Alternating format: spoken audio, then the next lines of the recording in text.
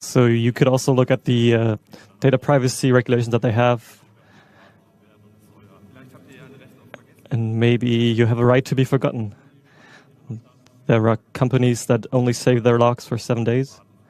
Maybe you just need to wait. So generally, be careful when being a data traveler. This also applies to our friend Alberto from Uruguay, who at the afternoon was on his computer with his girlfriend, and he was looking at a cloud, and he said, "Oh well, health data. Have they got an admin? Oops. Oops." You see, that was the oops. So he wrote a mail to CERT Uruguay, central authority of the country. This is about health records.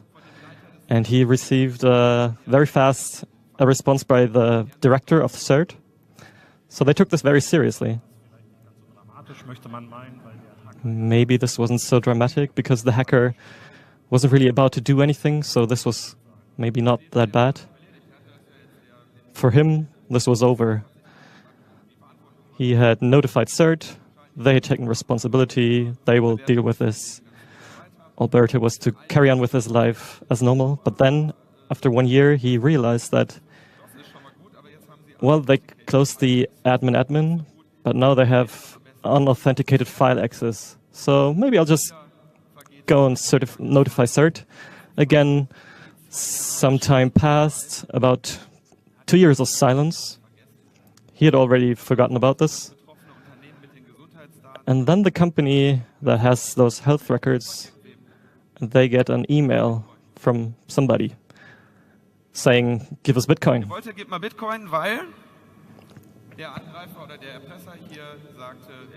And the person blackmailing them said that they had the health records, and if they wouldn't transfer 15 Bitcoins in a certain amount of time, they would go to the press and publish the information of all people who are HIV positive. I'm not sure the press would have been interested, but the police was certainly interested. You always need to think about the police. You can identify them by these hats. There is a star at the front of the hat, so just so you don't forget. So somebody wants Bitcoin now.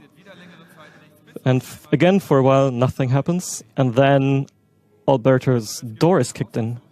His house is searched. Again, brute force attempt, as we know it. And now this happens. The police can't believe their eyes when they enter this apartment, because they find so many interesting things that they will say at a later press conference and talk about this and sort of exhibit all their findings. Look like this in the picture. Stacks of credit cards, blank credit cards, tend to not make the best impression. This is true for the supermarket, but also in your cupboard when the police comes around. Also card readers.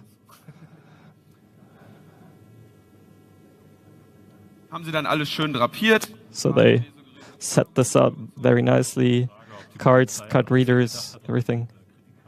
Question would be if the police actually thought about OPSEC and maybe censored the credit card numbers. We're never going to know. And of course, what you find at any hacker's or criminal's house, what do you find? Of course, the mask of Anonymous. So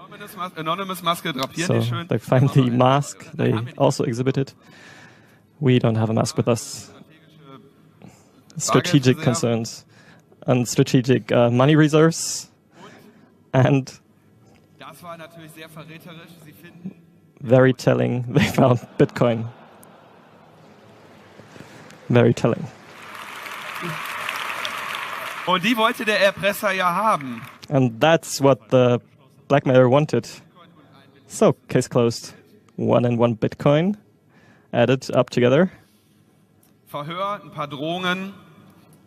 So, questionings, threats, police incompetence, And what Alberto does is confessing falsely, hoping that during the following procedures he would meet competent people, but that hope was wrong. He spends 8 months in jail, in prison, and he is left out on bail at the moment.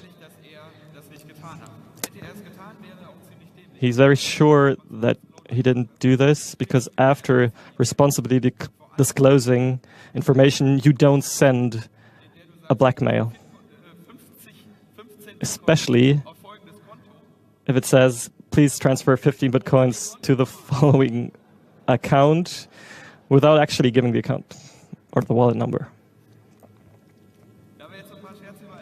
So as we have poked some fun at Alberto, we actually contacted him and he had to say a few things, and we welcome him to our video screen. After spending 8 months in prison, I have to tell you that I learned many things. One of them was that I should know how to manage the truth.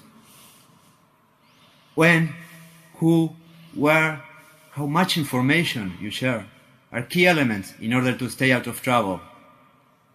After hearing my story, people tell me that the learning is that they should not report security incidents. And for me that is sad. Report them. I don't report them anymore because I was forced to. And that is the way that I manage the truth, in my case.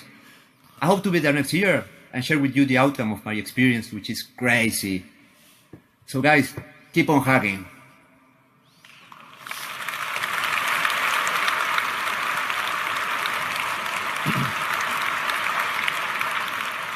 Also das Gerät, mit dem So the device that he was holding in the video that looked like an ISM jammer is just a very sad misunderstanding, because the police hadn't taken it when they searched his house, as well as 30 hard drives, and he doesn't get those devices back because the police are saying that this would take way too much time to look at everything. So what we learn is it kind of makes sense to keep 127001